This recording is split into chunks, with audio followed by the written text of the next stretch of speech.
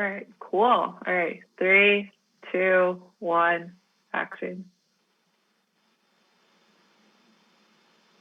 All right.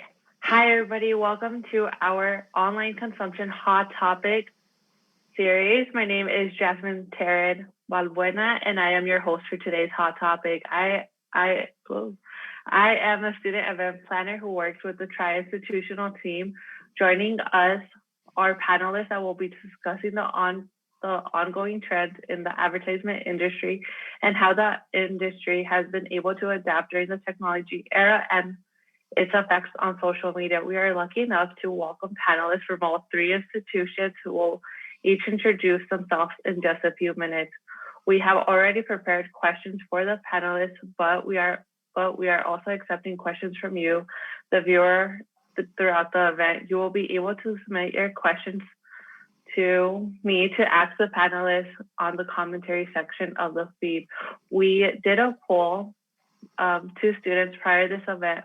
Our findings was that on average, students spend 5 hours online. On average, students see 5 ads online, and how they get their information from the news is 21.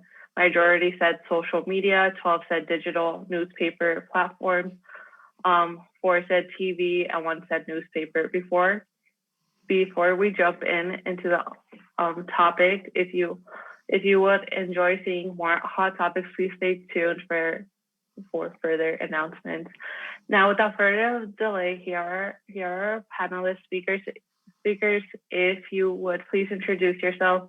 Christopher, would you mind getting us started? You bet. Thank you, Jasmine, and thank you for the opportunity for being here today. My name is Chris Jennings. I'm the Department Chair of Journalism and Media Production at Metropolitan State University of Denver.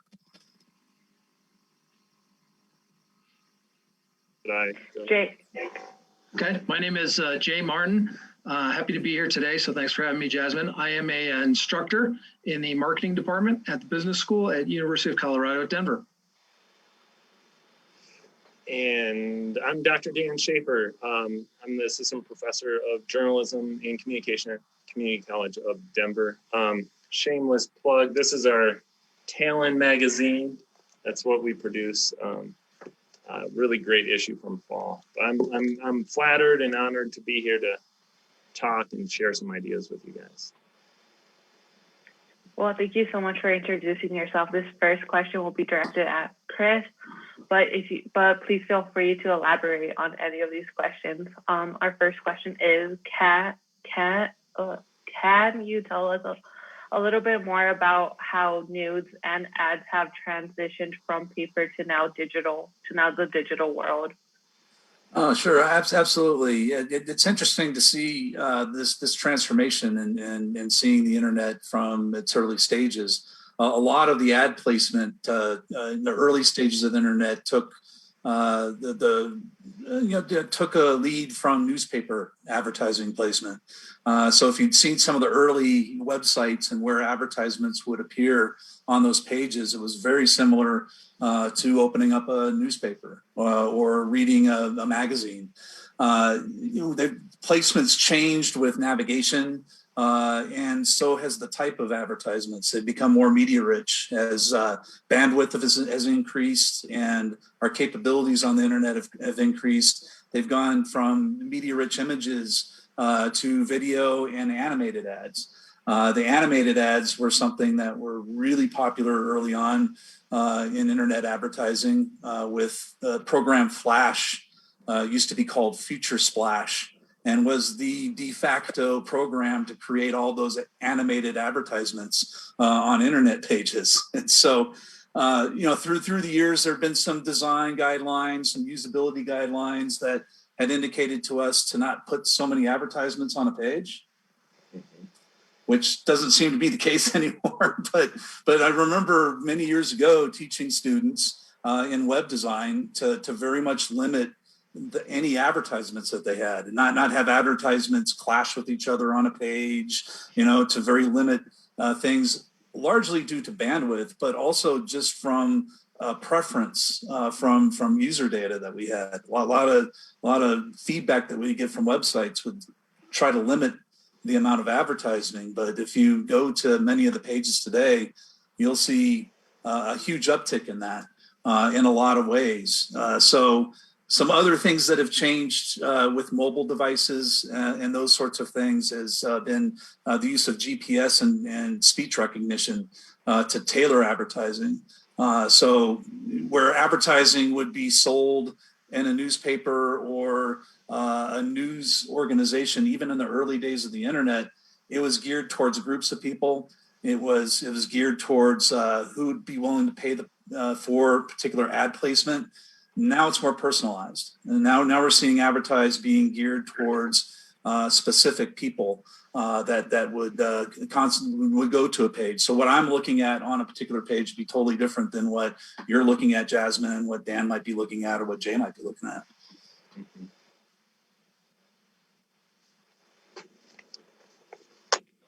Yeah, absolutely. It totally did make that transition. The next question is directed at Daniel.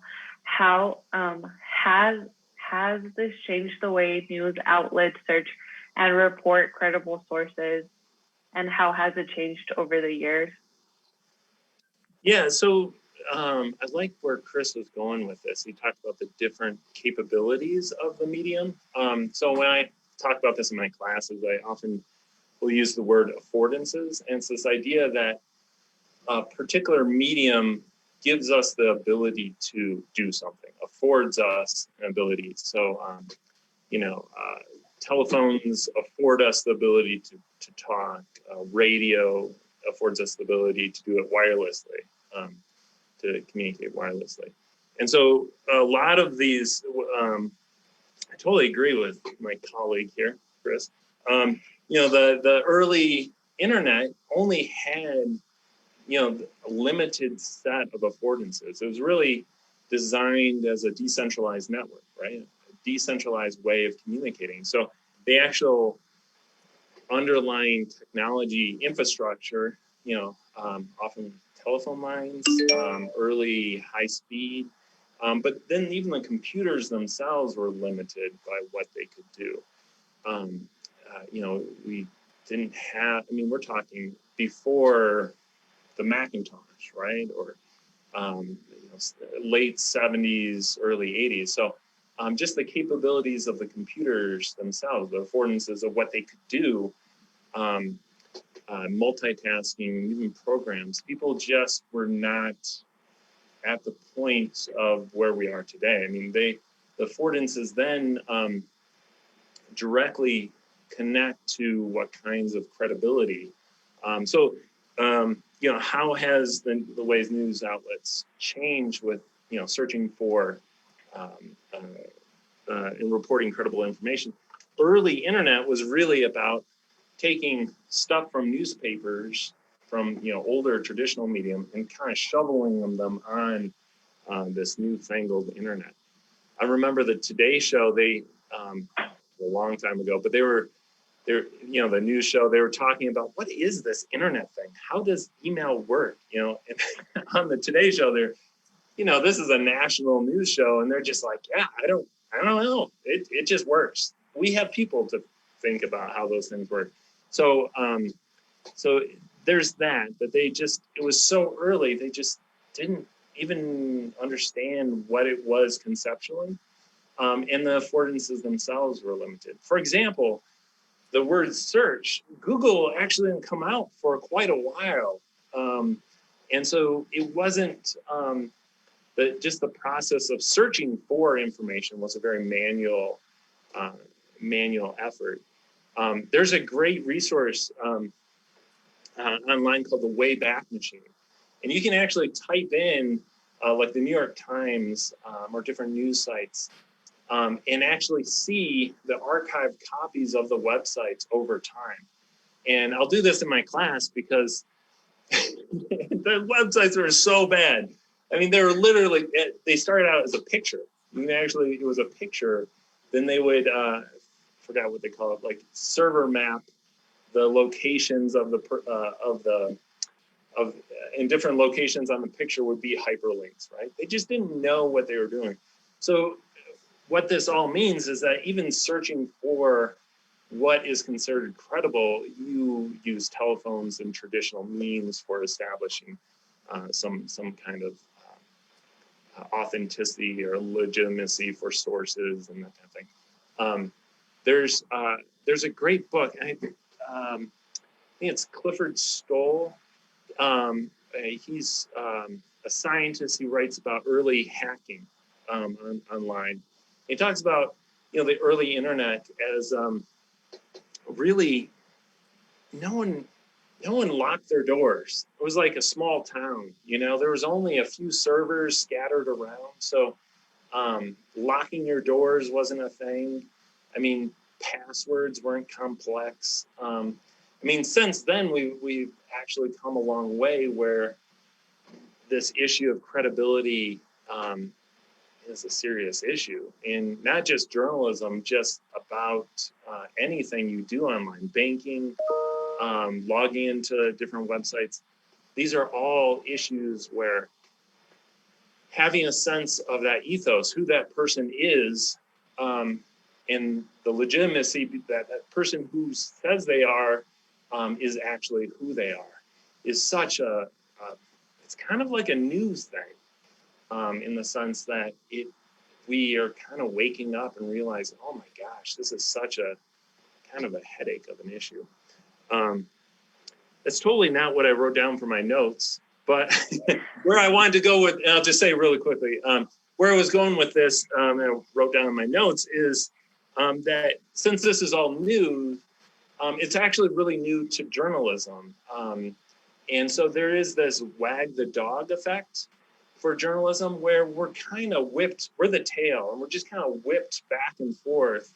And we're often chasing, we need to figure out credibility. How do we establish that? How do we work within this medium? So I'm calling that the wag the dog effect. But yeah, that's what I wrote down. So. No, I think that answer was great. Our next question is directed to who would ever like to answer them, but as a journalist, has the speed of collecting data or information and pushing that out for people to know about that information, how has that changed over the years?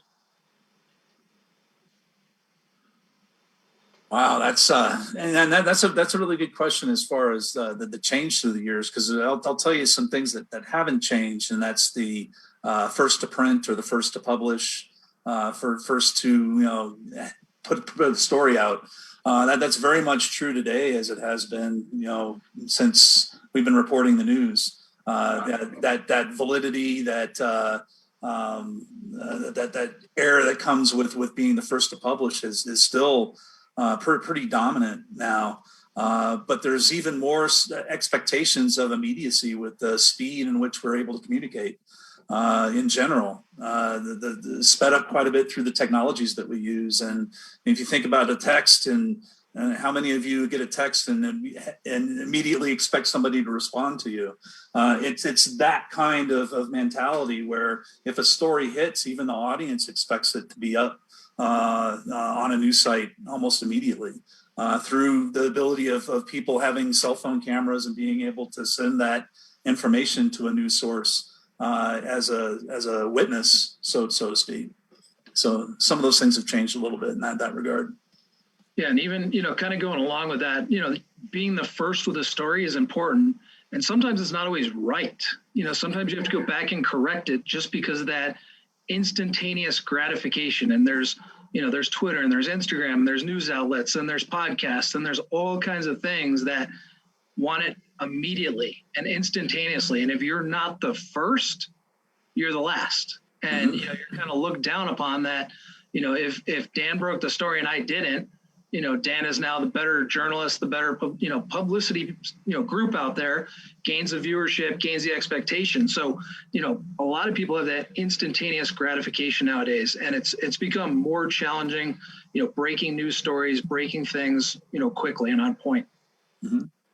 Yeah, let me add in, I have a little prop I was going to show here. Let me see if I can show it to you guys. Here we go. I think that works. So I was trying to think of how I could help illustrate this question about speed. And what I did is I put a nail and different screws into this board here. And this is, I think, helps illustrate, you know, in the early days of the internet, we had, or just of journalism, we had essentially hammers, right? Journalists just had a simple job. They just were there to witness and tell the current events, right? And they're just simply using that pen, that hammer to nail in that story. But as we've gone through different sort of epochs or different time periods of different mass media, gradually things are getting more and more complicated. And you can see, and maybe you can see, let me zoom in a little bit.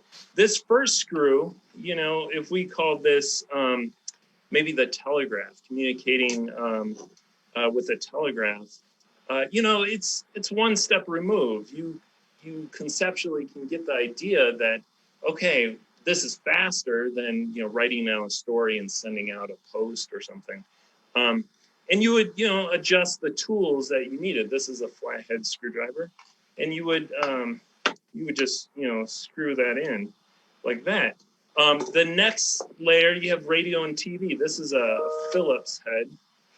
Hopefully I'm showing that well. Where essentially, you know, you're mixing the game up. The complexity of the medium is faster with radio and television stuff, but it is more complex. And sometimes you can use a flathead for a Phillips, but you got to use the right tools. And then this last one, this is a good one. I don't know if you can see that. That's a Torx, and you got to use a Torx bit, a special tool to actually fit within that screw. And so my point here, the reason why I'm going to all these lengths that show this, is that the speed of the medium is actually dependent on the abilities of the journalist to pick up the right tool and use those tools. And that's been an ongoing challenge, where journalists are trained to cover the news. That's their background. They are observers, they're witnesses. And, you know, they understand the idea of good, credible sourcing. But once you throw in technology and all the complexity of you know, using the right tools to get the message out, that's where the game starts changing. And it's, you know, the organizations that have deeper pockets that can train you know, younger journalists or older journalists who are willing to learn, where things start to change. There's a philosopher, this guy Heidegger. He talked about tools, where, you know, I'm sure you guys have picked up a screwdriver or a hammer before. You know, when you use a hammer or screwdriver, the tool actually disappears, right? It becomes an extension of your hand. And it's only when the tool is broken or you're trying to use the wrong tool for the wrong job that the tool actually appears in your hand. You're like trying to use a screwdriver to hammer in a nail or something. It's the same thing with journalism. You know, the speed is largely dictated by the effectiveness and fluency of the journalists and how they can actually make that tool disappear in their hand. If you thrust a smartphone into someone's hand and say, you know, go crazy, report the news, but they have no idea the complexity and the responsibility of covering the news on Twitter and stuff like that, they're not going to, it's the same idea. They're not going to be able to do it. So there is a good amount of literacy in this medium that I talk about in my classes. Just it is often overlooked, or there's assumptions about younger generations knowing how to use, you know, Twitter or social media. And I think it's actually the opposite. I think the younger generations are just leapfrogging ahead based on the ease of the means of production. So they can tweet out a message, whereas before we had to manually create web pages and code all that stuff. but it doesn't mean that they understand or they have a better sense of the responsibility. You know, there's lots of situations where young reporters get into trouble because they use copyrighted images, or they Photoshop something, or they just make something up or copy and paste from other news. So my hope is that there is this bright future. And I actually believe this, that it's not about the speed. Eventually we're going to get to a point, and we're probably pretty close, where, you know, the speed, that foot race that Jay and Chris were talking about, it's not going to matter. What people are looking for is good quality news. And, you know, newspapers, I think, will still stick around. There's occasions for using newspapers or older media. But the cool thing is the internet is going to be an older medium. Just like we're talking about the internet like as the future, but really the future is going to be something new and crazy that we haven't yet imagined. And we're going to look back at, you know, how we're using these new tools of the internet and think, wow, that's quaint. You know, one thing before, I know I'm taking up too much time, I just wanted to show you something really cool. I said I'd offer to show you some props. I'm all about the props. This right here is an old telegraph key. This is how they used to communicate for going on a little over 140 years, something like that. So this is an actual telegraph key that they use to transmit Morse code, you know, a series of dits and dahs. And so in my class, I actually have the students, I'll tap out a message in Morse code and see if the class can decipher that. And, you know, they can't. Some of them get part of it, but Jay Leno did this thing where we're talking about speed here. You know, Jay Leno from The Tonight Show, he had a Morse code operator and someone texting. They had them race. And the Morse code operator, that team won between the texting because it was more efficient. So, anyhow, we can go on to the next question. Yeah, I thought that was great. It was a very intricate way on how to explain how technology has like changed the way on how advertisement or how news is being projected to people. The next question is there a step-by-step process that journalists have when they are looking for sources, and does that differ from how it used to be, or does it differ from journalist to journalist? Well, I like the part you added there, Jasmine, of does it differ from journalist to journalist? Because there are a couple of factors there. The difference between, again, a social or community journalist or a trained journalist. And a trained journalist typically follows the guidelines from the Society of Professional Journalists. And that first guideline is to seek the truth and report it, you know, which has a whole list of elements within that one guideline in and of itself. But these guidelines were adapted from the American Society of Newspaper Editors back in 1926. That was the first real year that they had some formalized guidelines for how to seek information, how to look for resources, how to seek that truth and report it. So what's different now is that with, you know, a lot of what my colleagues here have been talking about is that the truth doesn't get passed along the internet as fast as lies or misinformation, and that's a huge problem, and it goes hand in hand with a little bit of the previous questions that we had about seeking information, and particularly using the internet to gather information, is sifting through the massive amounts of misinformation. And misinformation can be anything from an accident, a mistyping of a word, or not, you know, getting a phrase right, to blatant misinformation.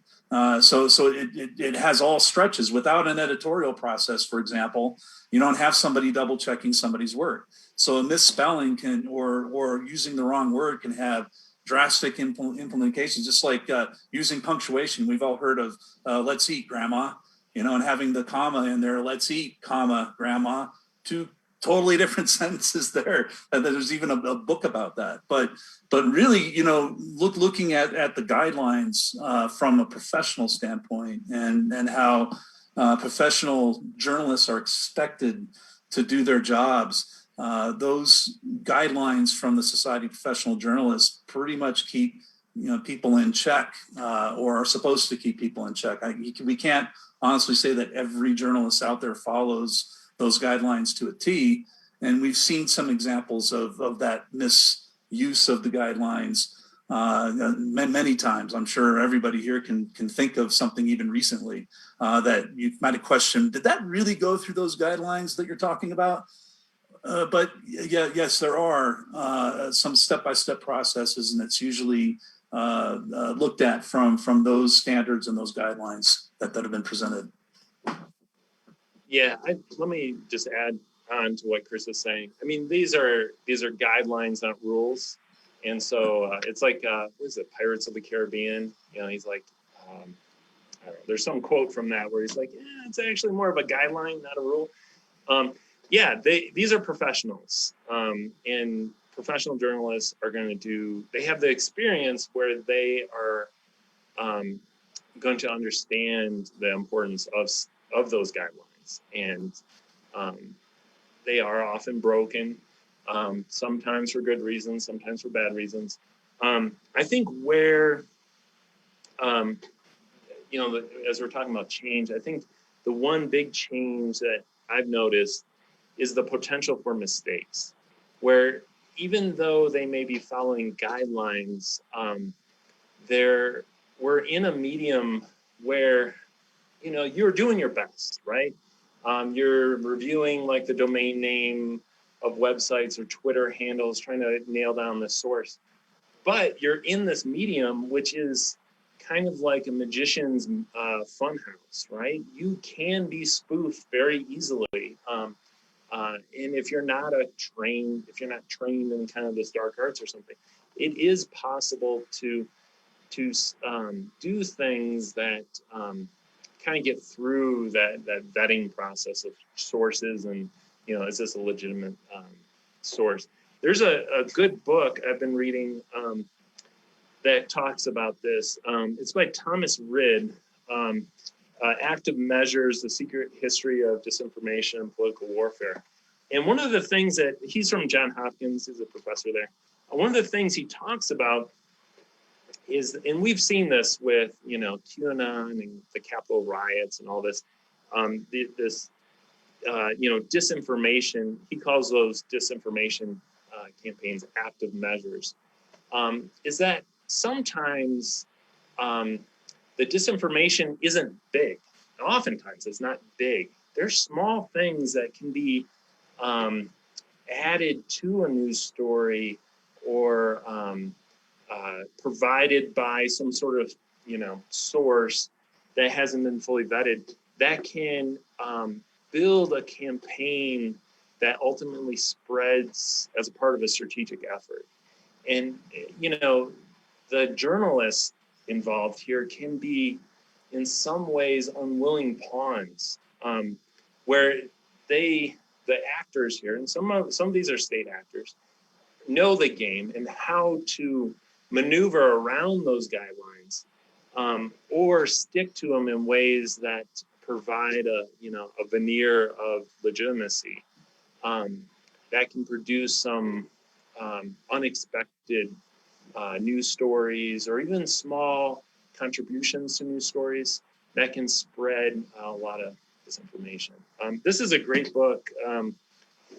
It's the middle of the semester, so I haven't been able to get through it, but I've gotten through the first part, and he talks about, some of these small efforts that, small additions to news stories that make their way into newspapers and news outlets that start to give even the idea of like Hunter Biden's laptop or something, of this, like I said, a veneer of legitimacy and authenticity that is just made up. It's just something. Even though these are professional journalists, there are a whole bunch of other people who are working against them. So we're gonna pause for some audience questions. So an audience question is from Molly from CCD, and her question is there a digital divide? And I'm not sure if Jay can talk about it from a marketing standing point. Sure. About this divide. Divide between digital and print is what she's questioning about? Yes, I think that's what she's referring to. There is and there isn't. It really, they're two different mediums. They're two different ways of looking at it. Some people are strictly digital, some people are not. So, although there is a divide, I think it's not as wide as people think it is. A lot of people think print versus digital versus, advertising media, whatever you're looking at. I don't think there's as big of a divide between them. It's just how it's utilized and then the integrity and the communication aspect of how it's done. So I don't think there's really a divide per se. And I'll let you guys kind of chime in on that if you have any thoughts. I can jump in. Chris, you want to? I'll jump in, and maybe let the flow go, right? So I think the pandemic has kind of been interesting because I would argue that there is a divide in the news, and it's maybe not the one that we might immediately think of. I mean, sort of conventionally, when we talk about digital divide, we're talking about the people who have access to the digital communication tools and the people who don't, that have not. And so, people with computers and smartphones and the people who don't have that, that bridging that divide has been a big thing. I think one of the interesting things with the pandemic, at least over at CCD, and I think this is Molly, who's from my class, so I'm glad you were able to make it in. She was going to the other Zoom link, so I'm glad you're in. But is about the ability to participate in the digital space. Because all of this stuff is so news and media is here, I would say it's not so much about clear-cut line between those who have or have not, the digital tools, but rather about, because I think smartphone saturation is crazy high, right? And there's free Wi-Fi spots. It's not to say that there are certainly people who don't have these tools, but I would say we are moving in a direction where that divide, that gap is different. I would say it's more about siloed information. There are maybe, and we can argue about that, but the digital divide is really less about getting access and more about do we share the same space? A lot of social media is divisive, right? And they become these like echo chambers where I listen to my peeps and they're talking about anti-vaxxers or Trump or something. And then there's other silos where they're talking about Biden or other political stuff or other things, QAnon. And all of these siloed spaces really, I think, and we saw this with the Capitol riots, have represented this, it seems like this enormous divide between my views and another person's views. And my views are, reinforced by this whole social media army of people who agree with me. Of course, I'm right. And those other people are wrong. So that's I think, the real digital divide, because in the world of journalism and news, there is this sort of innocent view or naive view of newspapers or news outlets where, we produce the news and we're there as an agent of change, someone to help these busy citizens to see the truth. But how do you do that when all these, like I'm just, if I'm a newspaper or news outlet, I'm one voice in this whole social media army. And that whole social media army or the echo chamber might have, comedians who are going to make fake news or come up with weird stories like the government is lizard people or something like that. So those one voices, even though they're legitimate and they're credible, they get drowned out. And if you're in one of these siloed spaces, you could feel like you're going a little crazy because you're like, am I really the only one here that sees the crazy here? So that's my little bit on digital divide. Does that, Chris? And I think for digital divide, it really depends on the context that it's placed, because that term's been used pretty widely placed on different things. As Jay pointed out, digital divide between print and the internet. That's a divide in and of itself. The divide that you were talking about, Dan, is that divide between those who have and those who have not. And there's even a divide between age groups. And if you look at it from a broader context in countries, Myanmar, for example, the people in Myanmar for a long time had access to print, had access to other types of forms of media to get their news. And when cell phones became more readily available in that country, cell phone providers in that country automatically installed Facebook into phones. It just came standard with phones. And so, the statistic that Jasmine had out earlier for the respondents said, where do they get their news? Well, over 90, close to 100% of the population in Myanmar was getting their news from Facebook. And that caused huge ramifications. That caused major problems. I mean, I think if you just look up the country and some of the social problems that they're having within that country by virtue of people getting 100% of their news from some of Facebook because it was installed on phones, that was an attempt to bridge a divide, so to speak, in that context of what a divide was.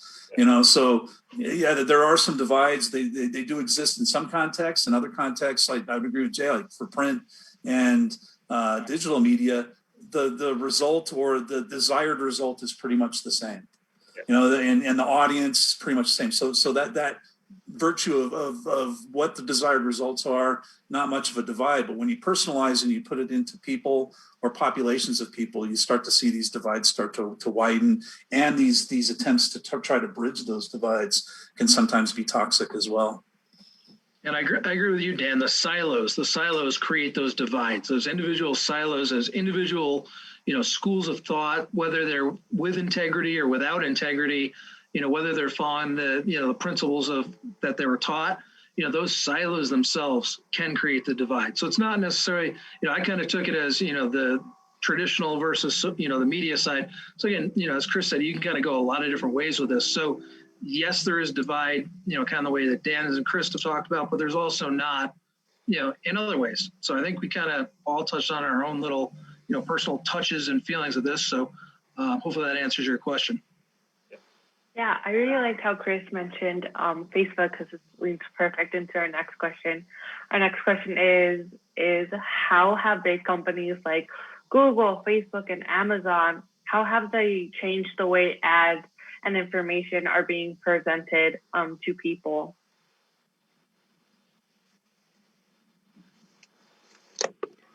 Jay, do you want to give the start to that one? I was gonna let you go because you had some good Google information on the cookies. So I was gonna let you. All right. Well, yeah, sure. I mean, I can. Okay. So if you think about how marketers really like to get advertisements out to people, and how influencers, I have classes where, I'm inevitably every semester I have somebody who wants to be an influencer. That's one of the things that's very indicative in society today. And there's something that they talk about, the sphere of influence. So I'm gonna take a page out of Dan's book for a second and give an analogy. If you think of a rain cloud over a pond, and a raindrop hits the still water and creates a ripple effect. And that ripple effect, raindrop, is a news story or an advertisement or something that is supposed to influence one person, that influences the other ripples are the people that advertisement or that person reaches by the simple act of liking something or commenting on something that sends that information out to that sphere of influence that person has in their circle. And so this rain cloud, raining the same information on this pond, each ripple can cross over into each other. So a lot of the times those ripples are the same people or the same things. And so there's this sphere of influence that each individual has, becomes very much, mandated by the algorithms, the cookies and the analytical tools that a lot of these sources provide or utilize in order to determine, the effectiveness of an ad or where to particularly place an ad. Yeah, and again, those are not by accident. When you click on stuff, marketers spend millions and millions and billions of dollars just to make sure that, if you're clicking through and you say, you stay on something for 5 seconds, they've got you. They know that's what you're looking at. That's what you're interested in, whatever it may be. Or if you click on, someone's profile to see what they're interested in, by design, that's why it pops up. This isn't by accident. This isn't, the ripples that Chris was talking about. This is by design. This is, a lot of time, a lot of effort. And, it's relatively new, but it's not brand new. But I think it's only going to get worse. They're only, now that people are starting to figure this out, Chris kind of talked on the fact that they're changing their momentum and changing the way they're tracking your cookies. Now that people have kind of realized this tactic, okay, what's the next thing? Where does the future go so that we know what you're looking at, so we know what you're reading, so we know what you're interested in. So again, a lot of money is spent behind the scenes to figure out what you're doing and what your tactics are. And I think a lot of that change has to do with they have a lot of that information. They've been working on individual information for a couple decades now, and they'll always have that. And it's always based off of the information that people are willing to provide. We went from not willing to provide so much information before to providing tons of information out there. So this shift to groups of information and groups of people are a large part because they already have a lot of that information individually. Now it's focused on how can we take advantage of this data that we have into larger segments of information, which are group information, and being able to monetize on that even brings a much better results for advertisers and those that depend on it. Yeah, I was going to chip in too. I was talking to my brother-in-law about some of this stuff and some of these topics, and he had a great way of framing it. I like the raindrops. That's awesome, Chris. And I totally get that. But the way my brother-in-law described it was that when you sit down at a computer and you start surfing the web, it's almost like you're playing a video game against a computer. And a computer that has been built by a bunch of PhDs and scientists and people whose job it is to steer you, to direct you to different paths. And I started thinking about this. I was like, yeah, actually, that is totally right. We think we have agency when we go online. We're like, I'm going to go to this website. I'm going to do this thing. But really, the game is kind of rigged. And it's like in a video game where you're playing against the computer. You think you can win against that computer, but they have every bit of data about you, every move you've ever made. There's a good chance they know what you're going to do before you even know what you're doing.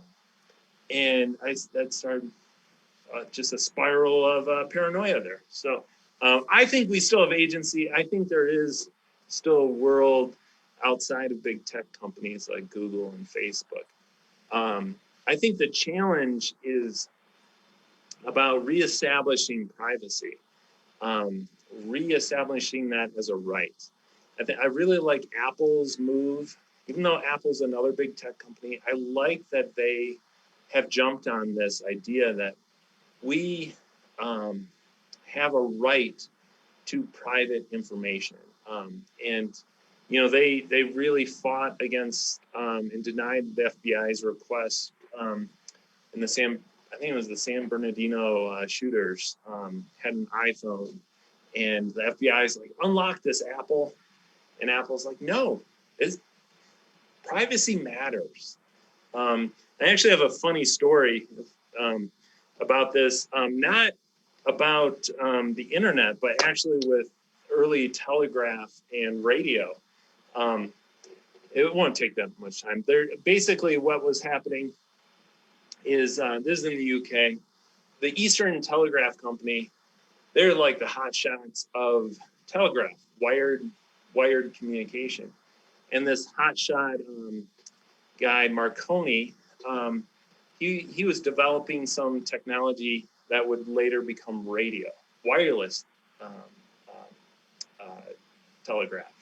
You wouldn't need all of that stuff, all the wires and stuff. And it got so bad. And the telegraph company was so worried about Marconi, because he's doing these experiments and doing these big demonstrations, demonstrating how far he could transmit, that they actually hired a magician. I think his name was like Neville Baskerville.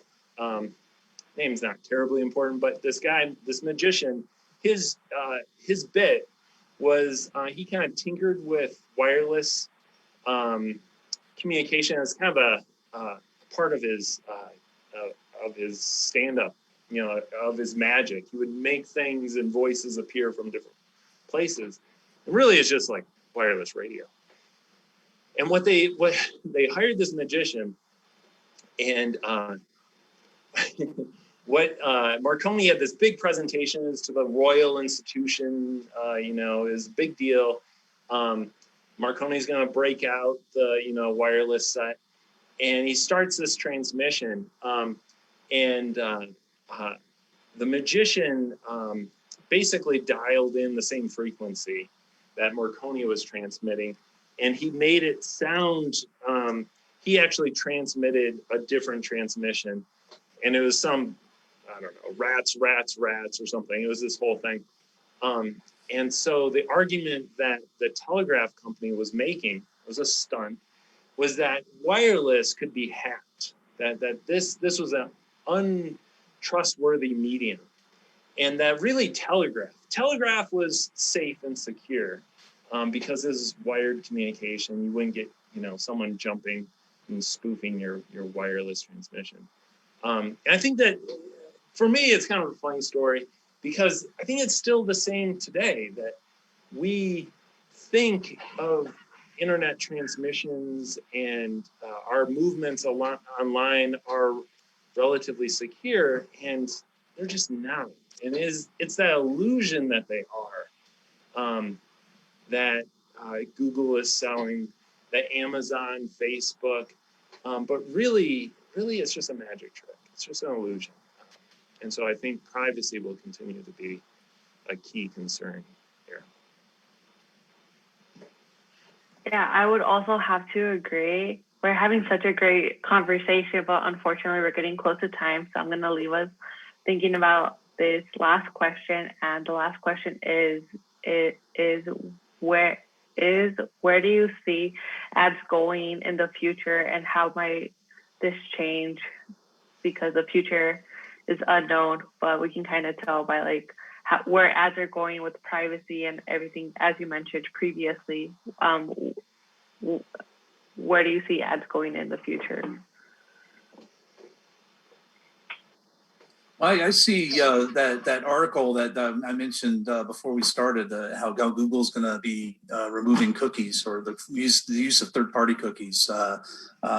Safari and Firefox already do that to some extent, but with Google kind of entering this ability, the idea from a privacy perspective is that there's a huge push to give individuals more control with what they're willing to share.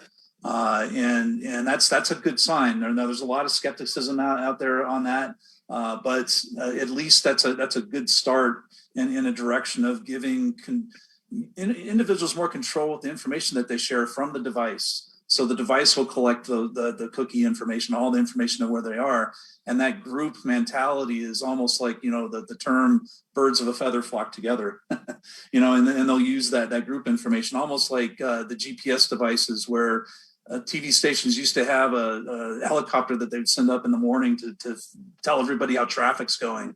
And then the reason why they don't have that anymore is because all they have to do is use the data on our phones. And if there are a whole bunch of phones sitting in one location on I-25, well, that's where the problem is. So it's a little bit like that. Yeah, and I'd have to go and kind of the same track. I mean, I think the group mentality is going to be big because, the advertisers want to get your eyes, get your attention, get your focus. And if they're getting 20 people that are just like you, you've gone from 2 eyes to 40 eyes. You've gone from, a small, single person that you're tracking to, it could be, let's say you have 10,000 people that are like you. You're going from 1 to 10,000. So, yes, it's great that they're tracking you individually and you may purchase, based on an ad, or you may, go somewhere else, but they may not get you, but they may get 50 other people that are like you. So again, that group mentality, that mob mentality really is a big key in marketing right now. Is if you can't get one, get as many as you can. So I agree with Chris on that as well. I think I'll just tag on. I think they're developing a more sophisticated modeling for advertising. They're really leveraging the affordances of the medium. They're becoming aware of what they can do. Cookies used to start out as, again, kind of an innocent thing, and now it's a means to an end. And so becoming more sophisticated and savvy with the thinking. I also think coming up with other more sophisticated ways of tailoring websites, the actual design of the websites, are going to be kind of a future direction. I think websites are kind of, in some ways, overdone, where they're really hard to, from a mobile device, to sort out what you want to. If you've ever had to order food from a restaurant menu from your phone, it can be so much hassle digging through that. And I think that's something that people are going to build on, the actual layout and design of the websites themselves. Yes. Does anybody have any last remarks that you would like to tell the audience? I'll just say, as far as privacy is concerned, just be careful. When you look at what you're willing to give out, and if you're worried about the advertisements or you're freaked out about it, think of it as if you go shopping at King Soopers, for example, and you have a card there, you have your King Soopers card, and you enter that information at the store, and then you get the coupons at the end that are tailored to what you bought or what you've previously bought, or it basically knows that, well, you bought this 2 trips ago, you might be running out of it, so here's a coupon for that. It's all of that personalization. If you like the personalization and you like it, it's good. As long as you don't have anything to really guard yourself against, you really shouldn't be worried about it, because it's not as though there's somebody on the other end looking at every single piece of information that's about you.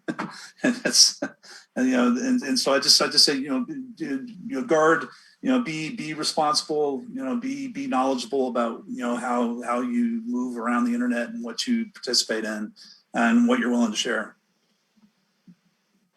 Yeah, I'd agree with Chris there. I think for me, it's literacy. I think people having a good fluency or being savvy about and just even aware that cookies exist. Sometimes people don't realize that this is a thing, and that they do, although there's not someone literally looking at your stuff, they are tracking you. But it can be beneficial. I think there are times where I've actually appreciated imaginative advertising, stuff that really meets my needs. I actually I'm like, this works. I almost see it like Amazon. When Amazon delivers a package to my door, I fixed my car Saturday, and I needed a couple parts. I just went on Amazon, ordered the parts. They suggested a couple things that should go with it. Like, this works. It was delivered later that day. I didn't have to jump through a bunch of hoops and do all of that stuff. Again, that tool just kind of disappeared in my hand. I was like, yeah. But it's when you kind of stumble upon something, you're like, what the biscuit is this? I remember with like cell phones, they were doing like spamming, but side loading phone calls from advertisers. And I was being charged for it. It was the AT&T lawsuit. And I was talking to the AT&T customer service person. I was like, let me get this straight. Someone's calling me for an advertisement for a service that I don't want, and I'm getting paid, or I have to pay for that. Like, that's wrong, But I agree with Chris. I think literacy, and then I just see privacy as something that we're going to be seeing, that ability to have our own rights to our privacy just continue. So. Yeah, I don't have anything else really to add. I think you guys, summed it up with privacy. Know what you're doing, know what's out there, because you can bog yourself down pretty quickly, and you can have a lot of bad information and people that don't have integrity following you along the way. So just be careful, know what you're doing, and make sure your privacy is your privacy. Yeah, absolutely. I would agree with that. Privacy is really important to me. I would like to give a huge thank you to our tri-institutional speakers tonight for speaking with us about advertisements and ads. You have made this hot topic very educational and informative. I hope you enjoyed yourself, and the viewers, I hope you enjoyed yourself as well. Thank you so much for tuning to our live stream. You can follow us on Facebook or on Instagram to stay updated with all of our next events. The next hot topic event is going to be about COVID-19 vaccination. This event will have a conversation with the Health Center and the Aurora on Tuesday, March 16th. Again, here's the live on our Facebook. This is the update on vaccinations, and thank you so much for joining us today. I truly appreciate it. I hope you guys have a fantastic day.